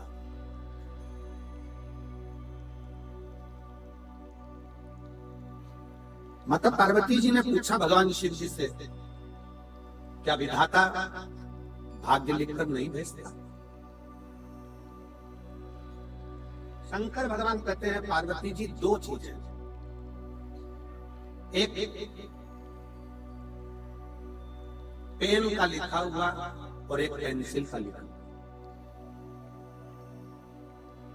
पेन का जो लिखा हुआ है उसको कोई मिटा नहीं सकता, पर जो पेंसिल का जो लिखा हुआ होता है उसको मिटाकर फिर लिखा जा सकता है। पार्वती जी विधाता इस कोरे कागज पर पेंसिल से लिखकर भेजता है और नीचे अपने सिग्नेचर कर कर भेजता है कि वक्त पड़ने पर आप अपने परिश्रम से, आप अपनी मेहनत से इस कागज को मिटा सकते हो और अपनी मेहनत से नया पर्चा फिर बना सकते। कोई दूसरा नहीं। शिव महापुराण की कथा कहती है, शंकर भगवान पार्वती जी से कहते हैं खांसी हमें चली है तो हमें खांसना है, छींक हमें आई है तो हमें छींकना है, सिर हमारा दुखा है तो गोली भी हमको खाना है, पेट में दर्द हमारे हुआ है तो दवाई भी हमको लेना है। उसी तरह अपना सुख और अपना दुख अपने को ही भोगना है, कोई दूसरा नहीं भोगता है। अपने कर्म का अपने को ही धारण करना। क्या काम हो जो हो नहीं सकता।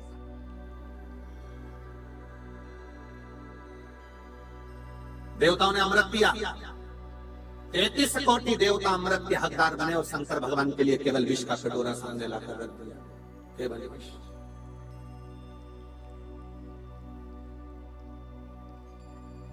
और विष का कटोरा जब शिव जी के सामने आया है, विष का कटोरा जब सामने रखाया है, तब पार्वती जी पूछ रही हैं भोलेनाथ जी से, ये हलाहल विष, इतना भयंकर विष आप पियोगे?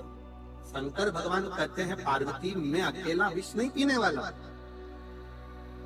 ये मत सोच कि मैं विष पीऊंगी, अकेला नहीं पी सकता।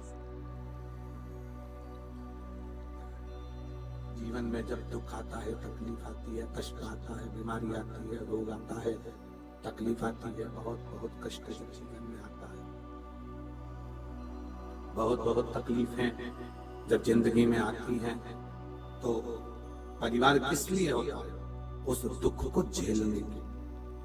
मैं अकेला नहीं, पार्वती इस विष को मैं और तुम दोनों धारण करेंगे, क्योंकि शिव और शक्ति दोनों मिल जाते हैं तो दुख कितना भी बड़ा हो वो अपने आप कटता चलेगा, अपने आप। शिव और शक्ति का जो मिलन होता है, का जो मिलन होता है, शिव शक्ति के मिलन से वो दुख कटता चले जाता है, तकलीफ कटती चली जाती है, वो दुख समाप्त होता चले जाता है। थोड़ा मीठा करिए, गला पकड़ रहा है बहुत तेज है, मिठास दीजिए उसमें, एकदम रूखा रूखा आ रहा है। शिव और शक्ति का जहां मिलन होगा, शिव शक्ति दोनों मिलेंगे तो दुख कटता जाएगा। आपको मालूम है शिव जी के मंदिर में दीप क्यों लगाया जाता है? जम के बोलो जरा, किसी को ज्ञात है? शंकर जी के मंदिर में दीप क्यों लगाया जाता है? दिया क्यों जलाता, किस लिए जलाता? मंदिर में अंधेरा है, प्रकाश करने के लिए दीप जलाते हैं क्या? जम के बोलो। मंदिर में तुम्हारे दीपक की जरूरत है भगवान को, क्या इसलिए दीप जलाते हैं? नहीं, मंदिर में दीप जलाने का कारण केवल एक होता है, हम दीप इसलिए प्रज्वलित करते हैं कि बाबा तेरे दरवाजे से मुझे बहुत आस लगी है और आस का दीप जलाकर जा रही हूँ। जैसे यहाँ प्रकाश हुआ है वैसा ही मेरी जिंदगी में प्रकाश होगा, ये मैं विश्वास नहीं करता। वैसा कि वैसे मेरे जीवन में, वैसे कि वैसे मेरी जिंदगी में प्रकाश होगा, ये मैं वो विश्वास लेकर, वो आस लेकर, वो विश्वास लेकर मैं जाऊँ। मेरे जीवन में भी एक अलग से एक ऊर्जा, मेरे जीवन में भी एक विश्वास सम्मुख में प्रकट होगा, ये आस लेकर भरोसा। क्यों आए हो शिव पुराण में, क्यों बैठे हो भगवान शंकर की कथा में? कई लोगों को तो, पीछे वालों को तो हम दिख भी नहीं रहे होंगे, जो बाहर के पंडालों में भरे पड़े हुए हैं, रोडों पर बैठे हुए हैं, जहां तहां जो लोग बैठे हैं उनको हम नहीं दिखे। क्यों बैठे हो? केवल एक आस का दीप जलाकर बैठे हो कि विश्वास के बल पर कि मेरा शंकर, जो तुलसी बाबा ने लिखा कि शंकर विश्वास रूपिणो, शिव जी विश्वास है, तो वो विश्वास को अपने भीतर जागृत कर कर बैठे हुए हो कि विश्वास में शिव मिलेगा जरूर, शंकर हमें प्राप्त जरूर होंगे और शंकर हमें मिलेंगे जरूर, और मेरा दुख, मेरी तकलीफ, मेरा कष्ट शंकर काटेंगे जरूर, काटेंगे। दुख मिटेगा जरूर, कष्ट मिटेगा जरूर। एक विश्वास शिव के प्रति जागृत करके, एक विश्वास शंकर भगवान के प्रति जागृत करके, भरोसा जागृत कर। शिव पुराण कहती है, भगवान शंकर कहते हैं, पार्वती तुम कह रही हो कि कर्म और भाग्य दोनों ही प्रबल हैं, पर उसमें सबसे ज्यादा प्रबल है आपका कर्म, आपका कर्म। एक विदल और उत्पल दो असुर हुए, दोनों प्रबल थे, दोनों की विद्वत्ता प्रबल थी।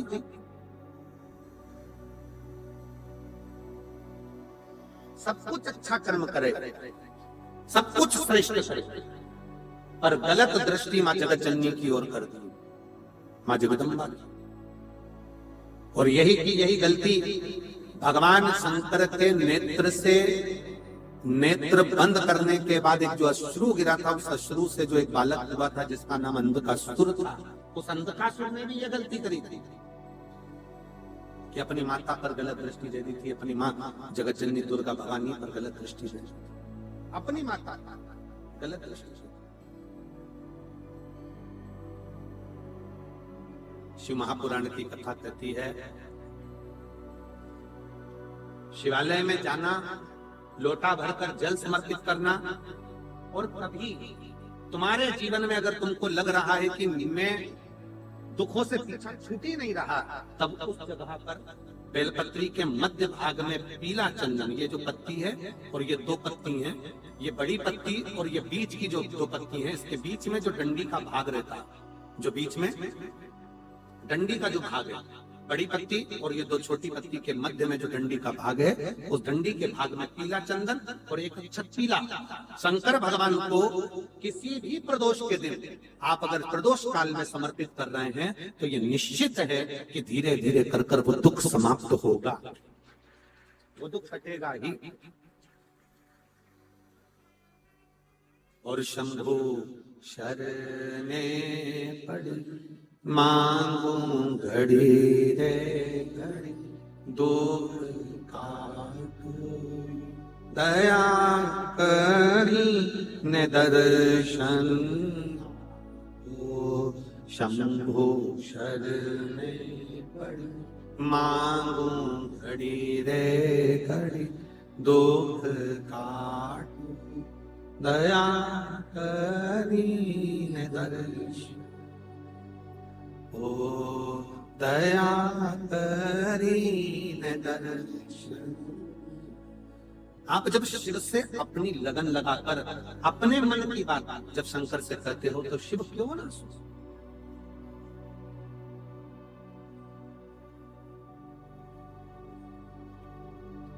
पार्वती जी ने फिर अगला प्रश्न किया।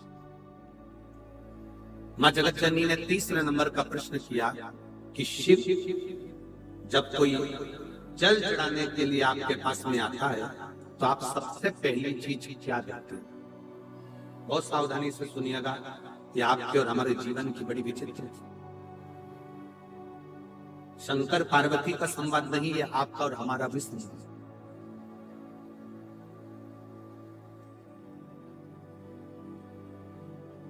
शिव के मंदिर में जल चढ़ाने वाले को, शिव महापुराण की कथा को श्रवण करने वाले को, माता पिता की सेवा करने वाले को, वृद्धजन, गुरुजन, संत जन, साधु जन, सन्यासी जन, तपस्वी जन, साधक जन, उपासक की सेवा करने वाले को अब क्या देते?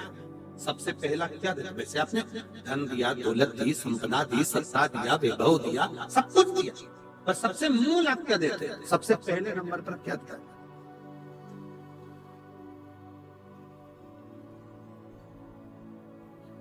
शिव जी कहते हैं, शिव महापुराण की कथा सुनने वाले को, शंकर पर जल चढ़ाने वाले को, शिव तत्व को जानने वाले को, शिव की स्तुति करने वाले को मैं सबसे पहले बुद्धि, मेरा जो पुत्र है बुद्धि का देव गणेश, मैं उसको उसके साथ उसके द्वार तक, उसके घर तक सबसे पहले मैं बुद्धि प्रदान कर देता हूँ। उसके दरवाजे पर गणेश जी को भेज देता हूँ, बुद्धि के देव को भेज देता हूँ।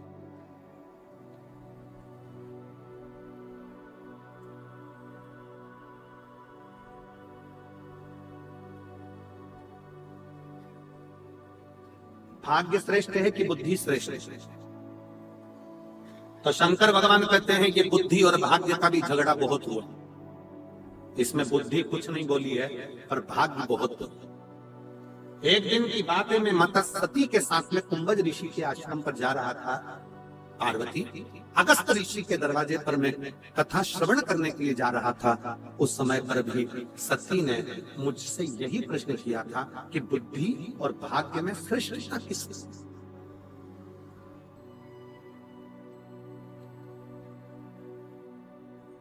इसमें श्रेष्ठ कौन है?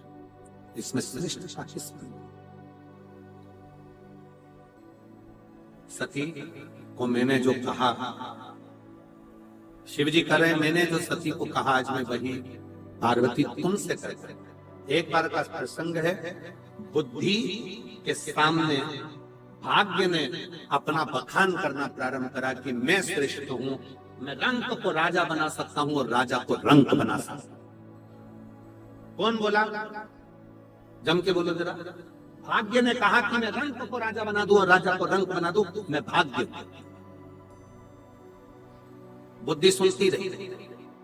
शिव जी कह रहे हैं, पार्वती मैंने सती को यह प्रसंग सुनाया था कुंभज ऋषि के आश्रम में जाते से। बुद्धि सुनती रही। फिर भाग्य ने कहा, मैं व्यक्ति को करोड़पति बना सकता हूं और व्यक्ति को रोड़पति बना सकता हूं। बुद्धि सुनती रही। अब बुद्धि का भी दिमाग ठनका और बुद्धि ने भाग्य से कहा, तुम बना सकते हो? हाँ। एक खेत में एक किसान काम कर रहा था। बुद्धि ने कहा, तुम इसको राजा बना दो तो मैं मान लूंगा। भाग्य हो ना तुम भाग्य हो ना, तुम इसको राजा बना दो। खेत में काम करने वाले किसान को अगर तुम राजा बना दोगे, तुम बुद्धि कहती है मैं तुम्हारी दासी बन जाऊंगी, बनाओ इसको राजा। भाग्य ने हंसते हुए कहा, क्या बुद्धि, इतना छोटा सा काम दिया है मुझे राजा बनाने का, भी बना देता हूं मैं राजा अभी। और भाग्य ने अपनी लीला रचना प्रारंभ करी। भाग्य ने देखा कि किसान ने गेहूं की फसल लगाई थी, किसान ने गेहूं की फसल लगाई थी, और भाग्य ने उस गेहूं की फसल के दाने की जगह पर उसमें मोती पैदा करता। क्या पैदा करा? मोती। अब तो देखा जाए तो मोती मोती हो गया, किसान ने एक बाली तोड़कर उसको मल के देखा कि मेरा गेहूं पका कि नहीं पका। मल कर देखा तो उसमें सफेद सफेद कंकर नजर आ रहे थे। किसान की आंख में आंसू भर गए, मैंने तो गेहूं लगाया था, ये पत्थर कहां से हो गया। फिर उसने दूसरा तोड़ा, फिर देखा तो उसमें पत्थर ही पत्थर सफेद नजर आ रहे थे। किसान बाहर बैठकर रोने लगा। नगर का राजा निकल कर जा रहा था। राजा ने देखा कि मेरे नगर का किसान रो रहा है, क्यों रो रहा है? पूछा तुम्हारे रोने का कारण क्या है? किसान ने कहा मैंने गेहूं की फसल लगाई थी, परंतु उसमें ये सफेद सफेद कंकर हैं, मैं पहचान नहीं पा रहा, ये सफेद सफेद कंकर लगे हैं। राजा ने जो फसल देखी तो राजा को लगा ये तो मोती है, मोती, और इतने कीमती मोती, ये मोती और इतने कीमती। राजा ने विचार कर लिया, मैं इससे कहता हूं कि ये फसल मेरे राजघराने में ला कर दे, मैं अपनी लड़की का विवाह इसके साथ कर दूंगा। भाग्य ठहाका लगाकर बुद्धि से कहता है ये देख, मैं राजा बनाकर मानूंगा। किसान भरा फसल को और ले जाकर राजा के यहां दे दिया। राजा ने अपनी लड़की का विवाह कर दिया। बुद्धि देख ले, तू राजा बना, बुद्धि देख ले। लड़की का विवाह करा, सोना चांदी हीरा पन्ना देकर सुंदर सी बेटी का विवाह उस किसान के साथ कर दिया। किसान जब अपने घर में आया तो रात्रि के समय उसके मन में आया कि मैंने सुना है कि मौत बड़ा सुंदर रूप धर कर आती है, ऐसा लग रहा है राजा ने मेरे साथ चाल चलकर ये जरूर किसी मौत को मेरे कमरे में भेज दिया है और ये मुझे मार कर रहेगी। तो किसान कमरा छोड़कर नदी की ओर भागा।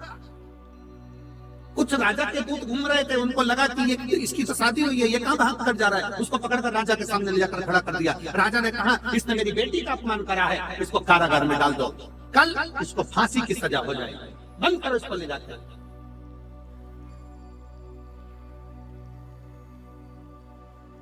बुद्धि ने कहा भाग्य देवता क्या हुआ, राजा बन गया।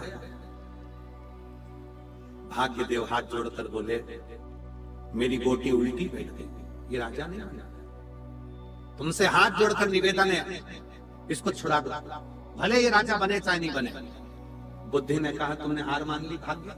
भाग्य कहता है कि मैं हार मानता हूं। बुद्धि ने अपना रीत अपनाई। राजा के कक्ष के बाहर दूसरे दिन जैसे ही उसको किसान को लेकर आए और फांसी की सजा सुनाने वाले थे तो उससे पूछा गया कि तू बता कि मैं नदी की ओर भाग कर क्यों जा रहा था। उसने कहा महाराज किसी के रोने की आवाज सुनी थी, कोई कह रहा था मुझे बचा लो बचा लो बचा लो, इसलिए मैं उसे बचाने के लिए गया था। राजा ने मन में सोचा मेरा जमाई कितना विद्वान है, दूसरे के दर्द को देखकर दुखी हो गया, आज से मैं तुझे सिंहासन पर बिठा दूंगा, आज से मैं तुझे सिंहासन पर बिठा देता हूं। भाग्य मुख देखता रहा और बुद्धि ने अपना काम रच दिया। शिव महापुराण की कथा में शंकर भगवान पार्वती से कहते हैं पार्वती भाग्य की रचना करना अपने हाथ में है, अगर श्रेष्ठ बुद्धि है तो मिट्टी भी सोना हो जाती है, और अगर बुद्धि श्रेष्ठ नहीं तो सोना भी राख हो जाता है। श्रेष्ठ इसीलिए। तीसरा प्रश्न मां जगत जननी जगदम्बा के सम्मुख में आया है। तीसरा क्यों ना आप जब भगवान पर भरोसा कर कर विश्वास कर कर परिपूर्ण भरोसा कर कर जब अपने कार्य में संलग्न हो जाते हो, अपने कर्म के प्रति जागरूक हो जाते हो, तो सफलता क्यों ना मिले। एक एक पत्र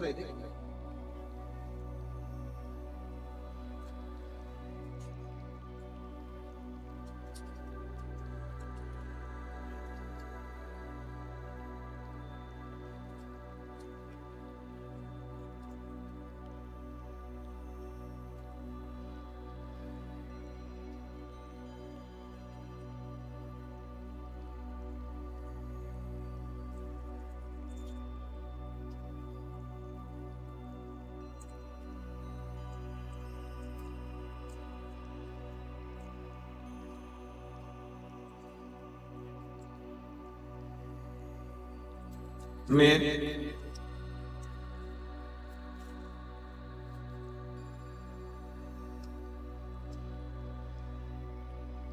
मेरा नाम राम कुमार है। मैं एलनाबाद जिला सिरसा का निवासी हूँ। कहीं बैठे हो तो हाथ हिला सकते हैं। मेरा नाम राम कुमार, मैं एलनाबाद जिला सिरसा का निवासी हूँ। कहीं बैठे हो तो हाथ हिला सकते हैं, और अगर बैठे हो आए हैं, हाँ ठीक है, आ जाइए, एक बेलपत्र लेकर चल जाइए। गुरुजी, पहले तो आपको मैं धन्यवाद देता हूँ जो आपने अपने पत्र में अपने ही लिए सत्यता का प्रमाण दिया, आपको उसके लिए धन्यवाद। गुरुजी, 24 घंटे शराब के नशे में लिप्त रहता था, शराब पीता था, घर की स्थिति भी ठीक नहीं थी, घर की हालत बहुत खराब थी। फिर एक दिन मेरे दोस्त ने मुझे यीशु मंदिर में बेलपत्र की सेवा लगाने को कहा। गुरुदेव, मैं बेलपत्र की महिमा नहीं जानता था कि बेलपत्र से होता क्या। मेरे दोस्त के कहने से सन 2021 में सावन के 1 महीना बेलपत्र की सेवा लगाई। उसके बाद बाबा की ऐसी कृपा हुई गुरुदेव, कथा में मन लगा, और ऐसा मन लगा कि उस दिन 2021 में ही मैंने सावन के महीने में पार्थिव निर्माण के बाद शराब को छोड़ दिया, और 24 घंटा लिप्त रहने वाला मैं शराब को 2021 में छोड़ा। और मैंने शराब पीना छोड़ने के बाद मेरी भांजी ने मुझसे कहा, आप घबराओ नहीं मामा, शिव जी पर अगर भरोसा करा है तो वो तुम्हारा काम धंधा भी लगाएंगे, तुम्हारी नौकरी भी लगाएंगे। तुम उनके मंदिर जाते रहा करो, क्योंकि उसकी नौकरी सबसे बड़ी नौकरी है, फिर वो नौकरी पर लगा भी देता है।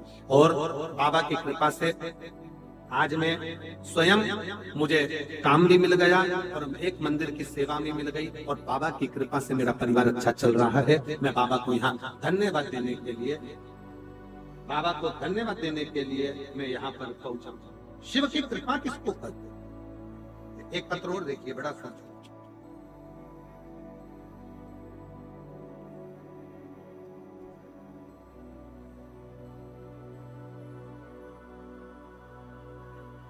संदीप, मेरा भाई संदीप, पिताजी राजेंद्र कुमार, गांव लालवास, कहीं बैठे हो तो हाथ हिला सकते हैं, अगर कहीं बैठे हो, और अगर बाहर पंडालों में हो, यहाँ है, आ जाइए, एक बेलपत्र लेकर जाइए, जाओ। मेरा भाई संदीप, पिताजी राजेंद्र कुमार, गांव लालवास, 6 से 7 साल से मेरा भाई 2017 से सरकारी नौकरी की तैयारी कर रहा था। कभी 1 नंबर से, कभी 2 नंबर से रह जाता, सारे प्रयास करके थक गया, आखिरी में उसने एग्जाम देना बंद कर दिया। तब आप कथा में बोले कि अपनी मेहनत को 4 गुना करो, अपने परिश्रम को बढ़ाओ, फालतू भाग्य के भरोसे मत बैठो, अपनी लगन को बढ़ाओ। मैंने अपने भाई से कहा, तू सियोर वाले महाराज की कथा सुन, वो हमेशा कहता है कि 4 गुना मेहनत करो। और मेरे भाई ने कथा सुनकर मेहनत करना प्रारंभ करा, पढ़ाई करी, रात दिन एक, बाबा का कथा सुनी। फिर मेरे भाई ने कथा में सुना कि पंडाल में बैठकर जो मांगते हैं वो मिलता जरूर है। मेरा भाई सिरसा भी आया, भटिंडा भी गया, सीहोर भी गया, रेवाड़ी भी गया, और 4 जगह पर उसने कथा पंडाल में बैठ के सुनी। आज बाबा की कृपा से, उसको उम्मीद नहीं थी कि सरकारी नौकरी लग जाएगी, आज बाबा की कृपा से 17/10/2024 को शिक्षक पद पर नियुक्त हो गया और वो टीचर बन गया। मैं बाबा को यहाँ धन्यवाद देने के लिए आई। शिव तत्व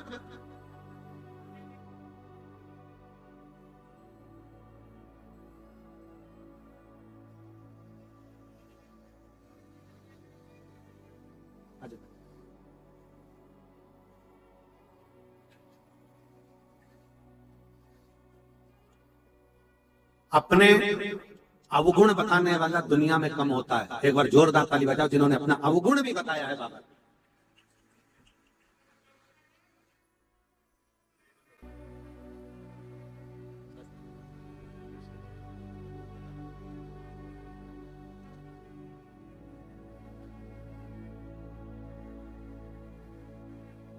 अपना अवगुण बताने वाला दुनिया में कम होता है, पर अपना अवगुण बताना कि मैं पहले नशे में रत रहता था 24 घंटे पर। एक बार सावन के महीने में ऐसी सेवा भगवान शंकर के मंदिर में करी 2021 में। उस सेवा का फल इतना मिला कि उस दिन से जो छोड़ी, और वो कोई दूसरा आपके नशे को नहीं छुड़ा सकता, आपका नशा आपको खुद छोड़ना, दूसरा नहीं।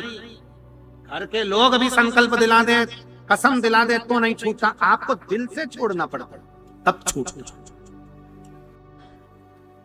पार्वती जी के कई प्रश्नों का उत्तर भगवान शिव जी ने दिया है।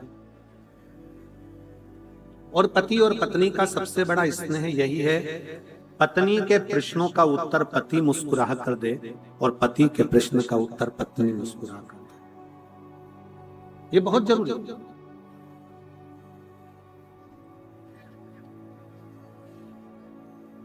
चेहरे की मुस्कुराहट को जाने ना दिए।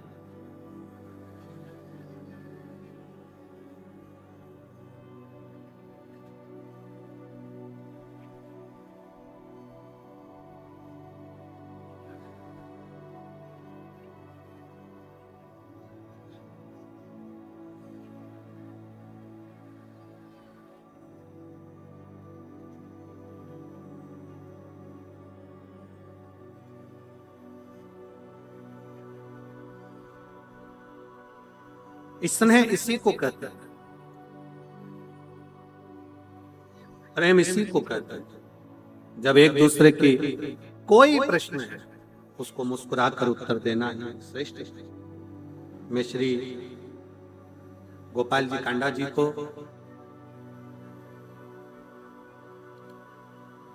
और संग में विराजमान उनकी अर्धांगिनी भाभी जी को बहुत बहुत साधुवाद देता हूं। आज उनकी शादी की सालगिरह है और मैं श्री गोपाल जी को आमंत्रित करता हूं और भाभी जी को भी आमंत्रित करता हूं कि शिव पोथी को आप नमन करने दोनों पधारे, दोनों आइए, पधार पधार पधार दोनों। एक बार जोरदार ताली बजाइए उनका, जोरदार साधु। शिव तत्व है, शंकर ओघड़ी है। और हम तो हमेशा कथा में कहते हैं कि ईश्वर जी और गोरा जी ही शिव महापुराण के यजमान बने हैं, तो ईश्वर जी गोरा जी ही यजमान पद है। तो एक बार जोरदार ताली बजाकर उनके लिए साधु होता है। बड़े भाव से भगवान श्री शिव शंकर ओघड़दानी त्रिकालदर्शी कैलाश के विनाशी शंकर,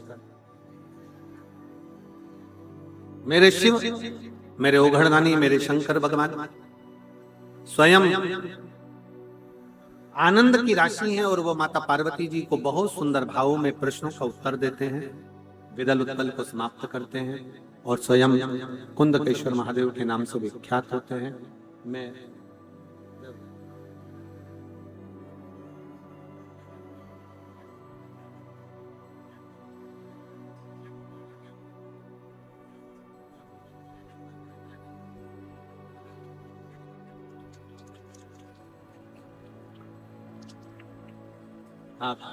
पहले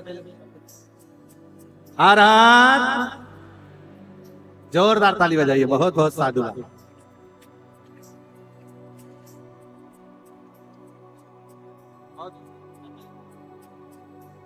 और तेरा ही दिया मैंने खाया पिया है, तेरा शुक्रिया, तेरा शुक्रिया,